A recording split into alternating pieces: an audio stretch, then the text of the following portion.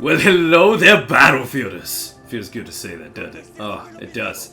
So what's up, guys? If it's your first time here, click the subscribe button. You're gonna love it. But for everybody else, what's going on? Good to see you back. So today we're gonna be breaking down Battlefield 1. And I am overqualified to do this, as I've invested probably close to 100 hours into Battlefield 1 entirely, with the alpha, beta, and trials combined. And I fed the meter pretty hard during the trial. I picked up 4 different EA Access accounts and dedicated each of those for one of the classes in Battlefield 1, Scout, Assault, so on and so forth, which meant I got to unlock everything they had to offer and test drive all of them, giving me a lot of room to know exactly what I'm talking about. So, fasten your seatbelt, guys, we're gonna dive straight in. You know how I do it, guys. Completely unnatural, back-ass words. I give this game an 8 out of 10.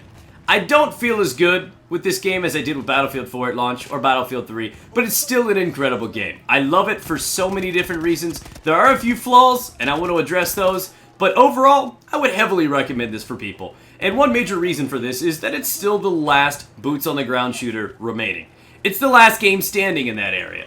And it's a sad reality. Normally, I'd be like, well, you know, I'd compare this to Call of Duty, but Call of Duty went under the knife, and it's not even the same Call of Duty anymore. If anything, you want to compare that to Titanfall or Destiny. Call of Duty effectively left this game in a class of its own, and for that reason alone, it gives it a pretty solid reason to buy. Now, as for the game itself, it plays like a Battlefield. It looks like a Battlefield. It's everything that you've come to love about Battlefield. So it still sticks to its roots. It feels the same, it shoots the same, you feel the same when you play it. So it's captured what it is. It hasn't deviated from what made it great. Still what it is at its foundation, at its core. And that's the most important thing, is to not lose sight of that. Yeah, Call of Duty, I'm looking at you, man. I'm not over it. So what I really like about Battlefield 1 is that in a weird way, it's new, despite it being old. This was a very big gamble, and in some areas, it's left some weakness. One major one for the community, me personally I don't care about, is the limited customization and lack of weapons available. Personally, I think it's a healthy amount. I understand that this is World War I. I don't expect there to be EOTech, Cobra Red Dot sight, and laser sights to attach on my weapons. Seeing as how, well, they weren't even invented in World War I. So this was to be expected. This was one of the areas that they know they were going to be a little vulnerable in, and it's not going to have the same things that we've come accustomed to with the Battlefield game. One of the things that made it great was the wide variety of customization and so many different ways to build your weapon to your liking. These are advanced concepts and ideas. We don't have these types of attachments available on guns. This is World War I. There's limited guns in the first place. A lot of things were experimental. They were testing out all kinds of different things in this war, which means it's understandable for them to have limited guns for us to use and limited customization, as there were no real options back then. So this is not a big deal to me. It obviously changes what we're used to, but it's not necessarily a negative thing. It's just more of a neutral thing that you just have to get used to. Because at the end of the day, everybody is dealing with the same thing. All of us have limited customization. It's not like somebody has an unfair advantage or anything. Now, moving on to something that I think is really, really cool, since we're talking about classes and everything.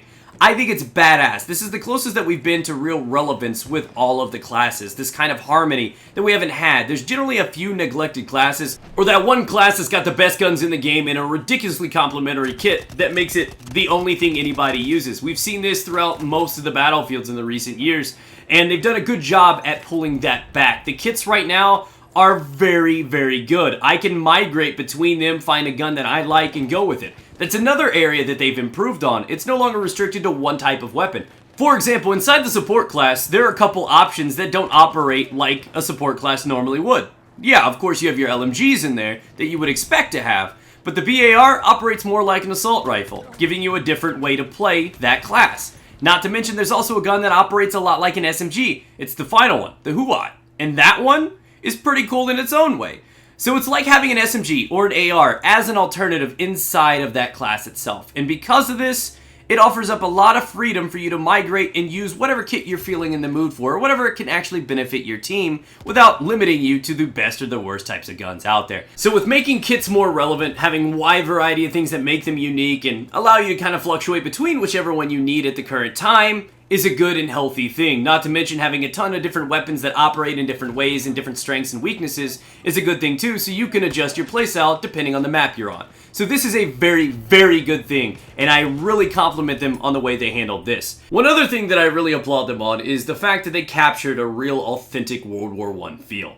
It does look incredible, and this is purely because of map design and mechanics they've added, like the bayonet, the horses, things that we're not used to. You can clearly tell this is outdated warfare, But in a weird turn, this is old, but it's new. Our generation, our kids, me, I don't remember the last time I played a World War I game. This was a very bold and risky strategy for them to go back in time. And where every other game is going futuristic now, it's about wall running, dashing, abilities. This game decided to go back 100 years, and they made it feel so good in a way that only Battlefield could do it. If Call of Duty comes out with a World War I game, all they can do is pick the limited customization and guns that this game is stuck with.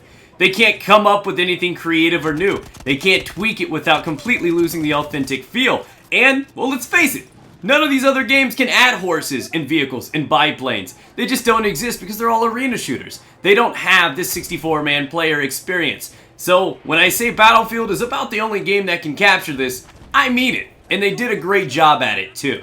With the introduction of a lot of these new ideas, like the horses and airships, they have created some pretty severe disadvantages and, honestly, balance problems. This is where my biggest issue with the game lies. The characters that ride the horses, the cavalry dudes, the dude guys, the horse pilots.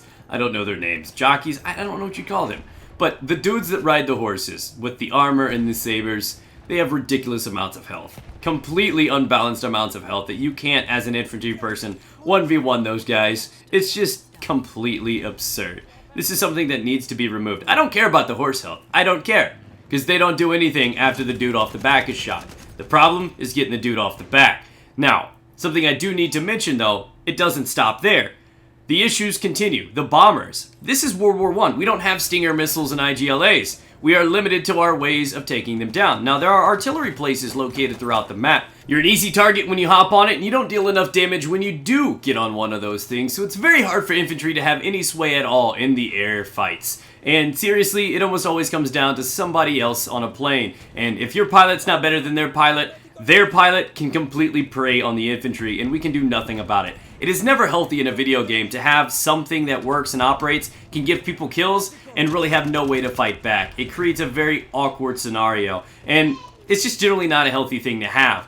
This continues and rolls over to the bomber. The bomber is ridiculously strong, can take whatever you throw at it. It deals a lot of damage and harassment in the first place. It is one of the most unpleasant things I've ever dealt with in a Battlefield game. Leading into my final complaint, airships, dreadnoughts, and trains, oh my. This is the worst idea I've seen implemented in a video game since Final Stand in Call of Duty. This is completely ridiculous. To create a handicap to give to the losing team. The concept and idea itself is absurd. Why reward the losing team? Period.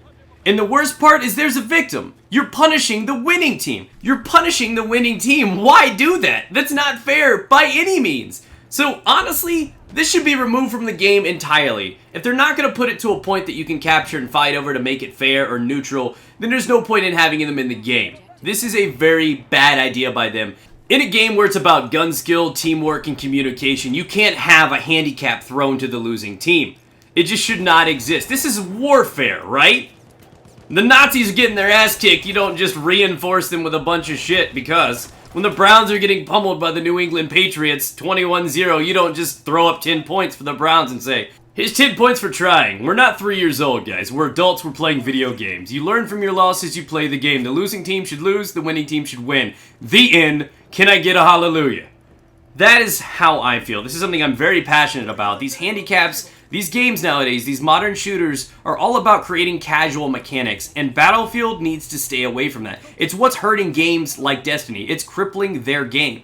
And I don't want to see things like this in Battlefield. It should be gun on gun, player on player, team versus team. Nothing else coming in between.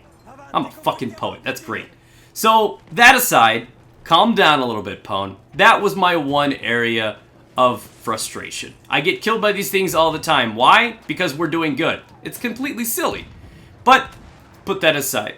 The game is incredible. To summarize, it feels like a Battlefield. It's what you're used to from the game. You got a lot of new maps, a lot of new guns, in an entirely different era that you've never played before. All the more reason to pick it up. That reason alone. You're experimenting with things that we don't see in gaming. And a weird part is it's not fantasy-based. These aren't weird creations that we came up with in a futuristic title. These are things that we used at the dawn of warfare, where things were first being created. This was the birth of the SMG.